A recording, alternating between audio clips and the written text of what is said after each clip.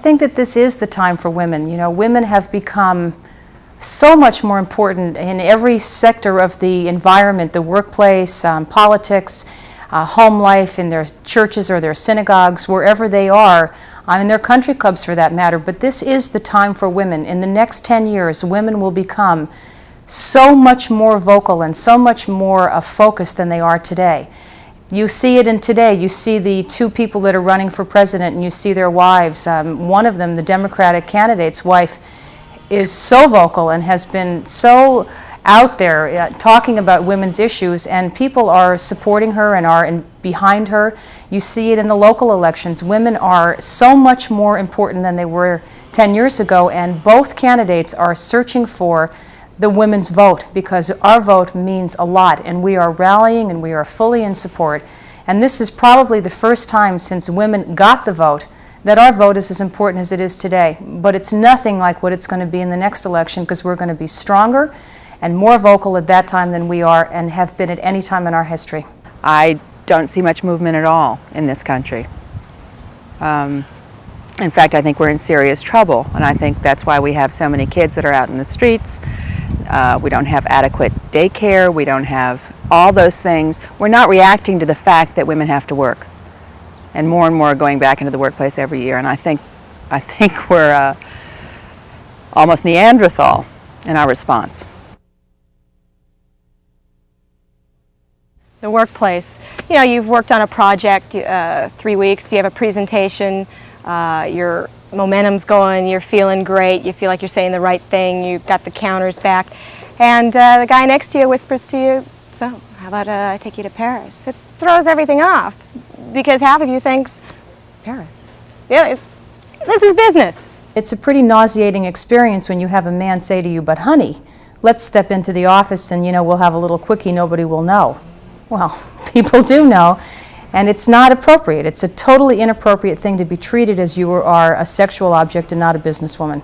It's tough because you don't get the respect and the, I don't know, you're a woman, and it's a little different for me. I have to think about what I wear to work.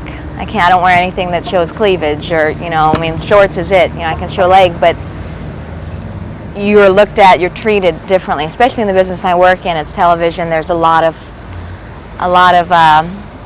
near harassment every day in the workplace, and you just, you know, you have to, I don't know, I've it's kind of hard. I don't know.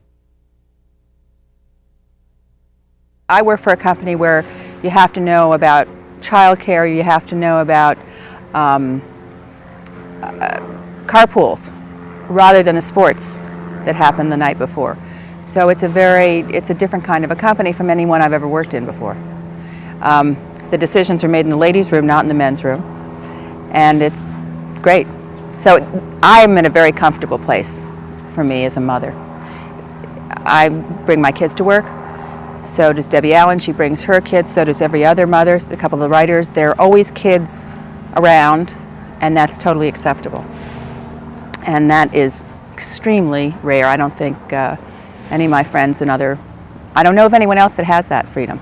It's been my experience that there's a lot of very unhealthy competition in the workplace these days. A lot of women who've made it to the top, they've made a lot of money, don't feel it's sisterhood towards the people who are wanting to attain those goals, and they oftentimes are a lot more amenable to men than they are to women, and I think that's really a shame. There are so many women in the world. There are more women than men, for God's sakes. Why can't we be friends, you know?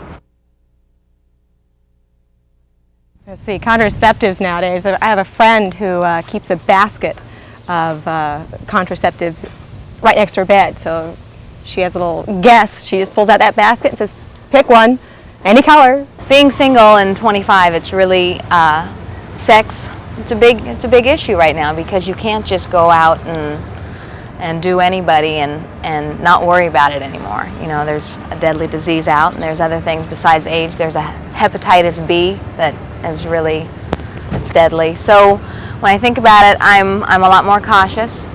I remain celibate for long periods of time if I'm not, unfortunately. But no, it's a tough thing, and you really got to get to know somebody before you hop into anything. Is where I'm at right now. I've never felt that sex has really changed for me personally. I've always been a very passionate, aggressive, in a very warm way sort of person when it comes to sex.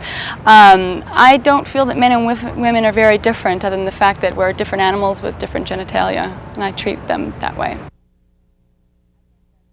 I think that abortion is a personal issue, not political. It does not belong in the voting booths. I don't think that male politicians have any right to be determining what women do with their bodies.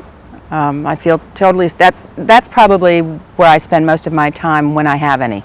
As a mother, I'm very clear that that's an extremely difficult decision to make, but it's a private decision, and it has nothing to do with the state or the government or the church for that matter. This is something that is intimate, that is between the woman and herself and the woman and her husband. But it must stay that way. Nobody else can make the decision for you. Pro-life and pro-abortion, it's my decision, and I don't think anyone else should influence that, but when you have that choice and someone says, well, you have to have that child, who is going to pay for that child? If I were unemployed, had no money, couldn't take care of the child, if you're pro-life, you take care of it, you foot the bill then. You know, we can't have children without families. No money, no education, they'll be back in jail. That's a tough question, pregnancy and the career place. I'm married right now. I've been married for a year and we're thinking about having a baby, and it's something I'm trying to figure out right now. I'm trying to find something that I can do, you know, while I'm pregnant or while I have a kid. For me, it's really important to stay home with children. That's just my thing, and I'm able to make that decision because, thank God, we're able to make it with just one salary. I really, though, am going to have to do something. I'm putting together some projects right now that I'd like to pursue when I'm at home. I was 27 years old when I had my first son. I now have 4 sons. All of my children at one point were under the age of 5. I had a full-time job. I worked every day, 7 days a week, as did my husband. It's a tremendous balancing act, but it can be done. And if you're patient and you keep a very firm grip on your children and your work life and keep them in proportion, you can do anything. And you can be very successful at it. You just have to keep a level head and you know, take every day one at a time. When I'm at work and things get a little crazy, you know, it kind of helps to go and sweat and burn it off, and it's an hour of thinking and pounding, and I'm getting my aggressions out on somebody else other than the people I work with. It's a great release. I'm staying in shape so I can keep the lights on during sex.